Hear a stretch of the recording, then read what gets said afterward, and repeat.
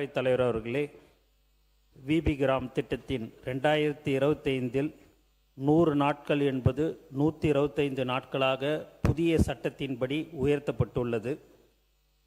விவசாய பணிகள் பாதிக்காத வகையில் 60 நாட்கள் உச்ச வேளாண் பருவகாலமாக அறிவிக்கப்பட்டு அந்த காலத்தில் இத்திட்டம் செயல்படுத்தப்படாது.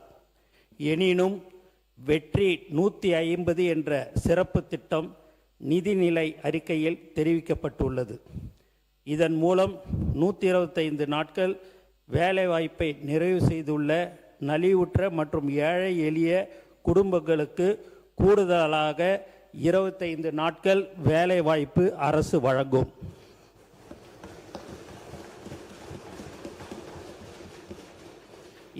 இதன் மூலம் அந்த குடும்பங்களுக்கு மொத்தம் 150 நாட்கள் வேலைவாய்ப்பு வழங்கப்படும்.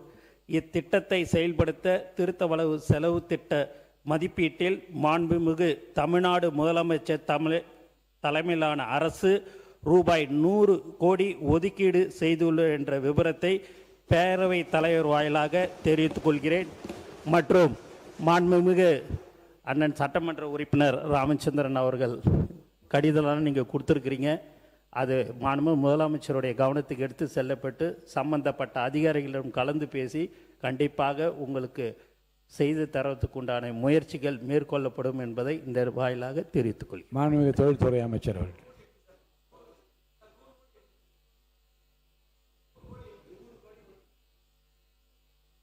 நூறு கோடி ஒதுக்கீடு செய்திருக்குது. அது இந்த 125 நாள் அவங்க யாரெல்லாம் வேலை செய்கிறாங்களோ அவங்களுக்கு அந்த 25 நாள் எக்ஸ்ட்ராக்கு நம்ம கொடுப்போம்.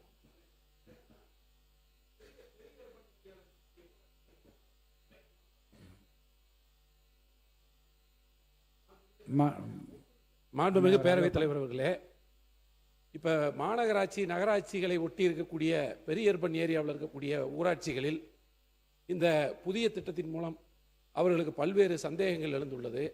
அந்த சந்தேகங்களை நிச்சயமாக இந்த அரசு அவர்களுக்கு விளக்கிட வேண்டும். ஏனென்று சொன்னால் 100 நாள் வேலை திட்டம் அவர்களுக்கு படிப்படியாக இல்லாமல் போய்விடுமோ என்கிற சந்தேகம் அந்த மக்களிடத்தில் இருக்கிறது. இப்பொழுது மாண்புமிகு அமைச்சர் அவர்கள் 100 கோடி ரூபாய் அந்த கூடுதலாக 25 நாட்களுக்கு இப்பொழுது ஒதுக்கீடு செய்யப்பட்டிருக்கிறது என்று சொல்லியிருக்கிறார்.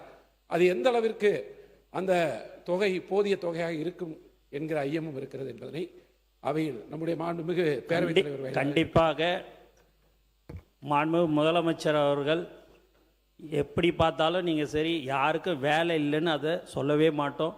கண்டிப்பாக அவங்களுக்கு வேலை வழங்குவதற்குண்டான ஏற்பாடு கண்டிப்பாக செய்து தரப்படும்.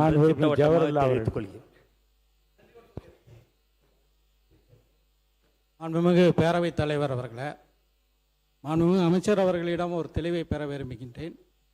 நீங்கள் செயல்படுத்த போவது ஒன்றிய அரசு கொண்டு வந்திருக்கின்ற விபிஜி ராம்ஜி திட்டமா அல்லது தாவேக அரசு ஊரக பகுதியில் உள்ள மக்களுக்காக கொண்டு வந்திருக்கின்ற புதிய திட்டமா? ஏன் இந்த வினாவை எழுப்புகிறேன் என்றால், ஏற்கனவே இருந்த மகாத்மா காந்தி தேசிய ஊரக வேலை உறுதி திட்டத்தில் எந்த பணிகளை செய்ய வேண்டும் என்பதை நிர்ணயிக்கக்கூடிய அந்த உரிமை அந்த கிராம ஊராட்சிகளுக்கு இருந்தது. ஆனால் இந்த விபிஜி ராம்ஜி திட்டத்தில் ஒன்றிய அரசு தான் எந்த பணிகள் என்பதை தீர்மானிக்கும். எனவே இதை தெளிவுபடுத்துமாறு கேட்டுக்கொள்கிறேன். மாண்புமிகு நீர்வளத்துறை மாண்புமிகு பேரவைத் தலைவர் அவர்களே, ஒன்றிய அரசுலாம் இங்கே தீர்மானிக்கலாம் முடியாது.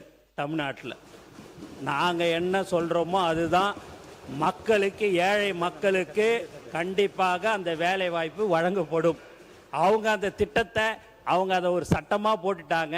அதனால் நமக்கு அந்த 60-40% போது உடனடியாக எங்களுடைய முதலமைச்சர் அவர்கள் அதற்கு உடனடியாக அதுக்கு பணம் ஒதுக்கீடு செய்துட்டார். அதனால் கண்டிப்பாக திட்டங்கள் கண்டிப்பாக செயல்படுத்தப்படும்.